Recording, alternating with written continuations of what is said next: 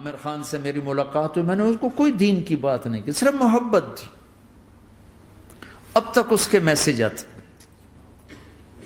کہ میں زندگی میں کسی سے متاثر نہیں ہوا، تم پہلے آدمی ہو جس سے میں متاثر ہوں. میں نے کوئی جادو کیا؟ صرف محبت. لوگوں کو محبت دو، قریب ہوں. میں جب گیا بڑی مشکل سے اللہ نے، ملاقات کا کوئی راستہ ہی نہیں تھا، وہ مجھے نہیں جانتا تھا، میں اسے نہیں جانتا تھا، تو کوئی موقع نہیں مل رہا تھا ملاقات کا. تو اللہ نے شاہد آفریدی کو بھیج دیا. شاہد آفریدی اس کی دوستی تھی، ہمارا جو کرکٹر ہے. میں نے اس سے فون پر کہا یار میری ملاقات تو کروا. اس نے ملاقات کروائی. تو اس نے مجھے کہا آدھا گھنٹہ ہے، آدھا گھنٹہ. جب میں پہنچا میکسیمم پونا گھنٹہ. میں کہا ٹھیک. میں گیا تو وہ سہما ہوا چہرہ کہ بھئی مولانا آ گیا، پتہ نہیں کیا کہیں گے، بھئی یہ تو کیا کر رہا ہے، تو حرام کر رہا ہے، ناچ رہا ہے، گا رہا ہے، توبہ کر، ابھی تیرے لیے دوزخ کا فیصلہ ہو جائے. پتہ نہیں کیا ہوا، وہ ڈرا ہوا سہما ہوا تھا.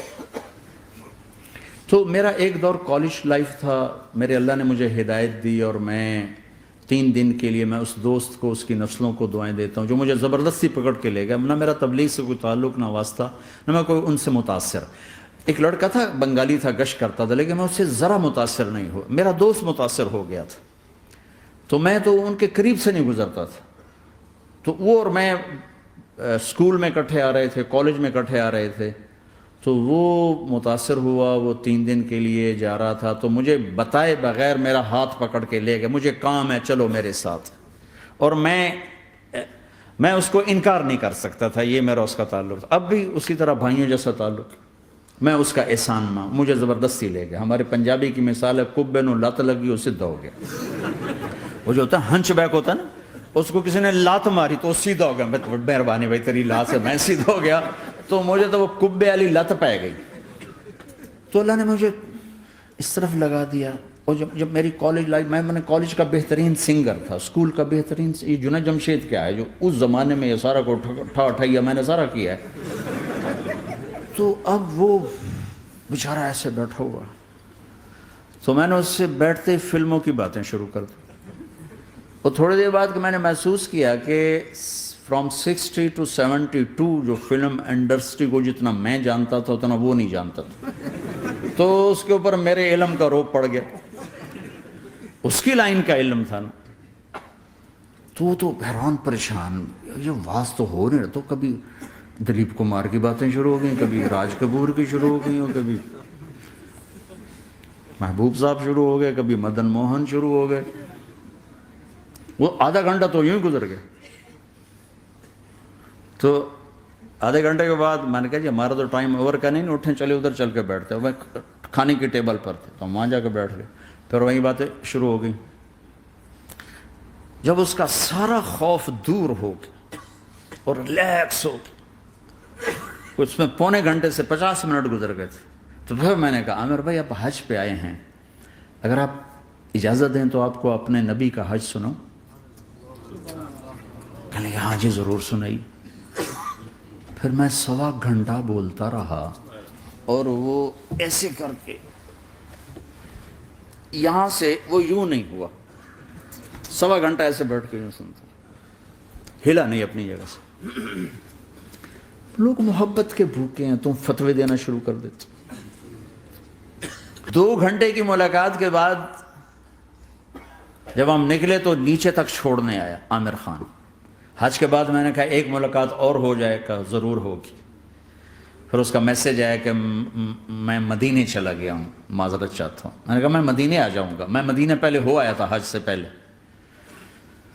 تو اس نے کہا کہ آپ 14 تاریخ کو آ جائیں، 4 سے 6 کا ٹائم میں نے آپ کے لیے رکھا ہے.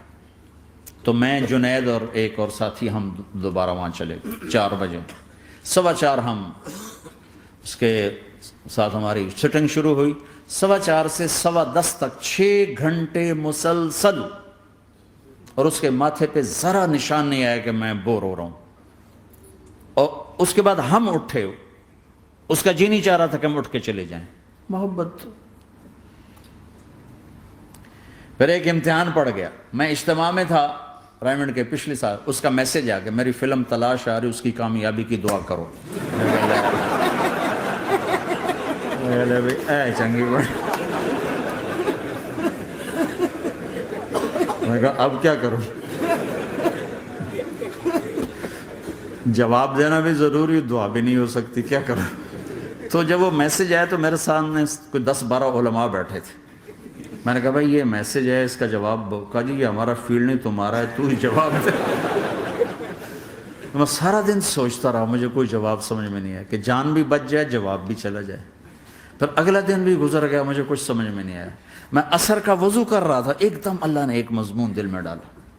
تو میں نے فوراً بیٹھ کے اس کو میسج کیا کہ عامر بھائی، جو کریٹو ہوتا ہے نا ذہن، یہ اللہ کسی کسی کو دیتا ہے. تخلیقی ذہن یہ اللہ تعالیٰ کسی کسی کو دیتا ہے، ہر ایک کو نہیں دیتا. اور یہ اللہ کی بہت بڑی عطا ہوتی ہے.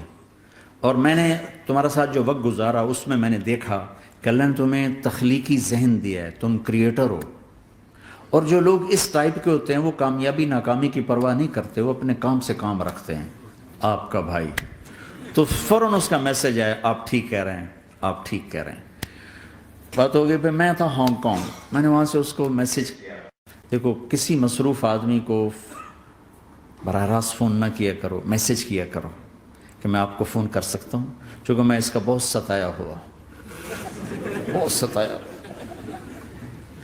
تو میں نے اسے میسج کیا کہ میں طارق جمیل ہانگ کانگ میں آپ کو فون کر سکتا ہوں، میں آپ کو فون کر سکتا ہوں.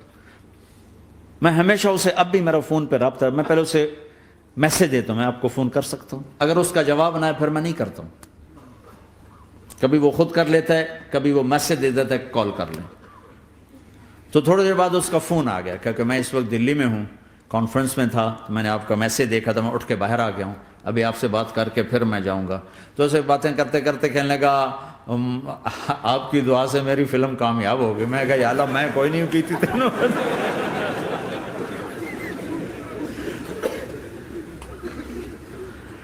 بھائیو محبتیں بانٹو، نفرتیں تو پہلے ہی بہت پھیل چکی. نشہ پلا کے گرانا تو سب کو آتا ہے، مزہ تو تب ہے کہ گرتے کو تھام لے ساتھ.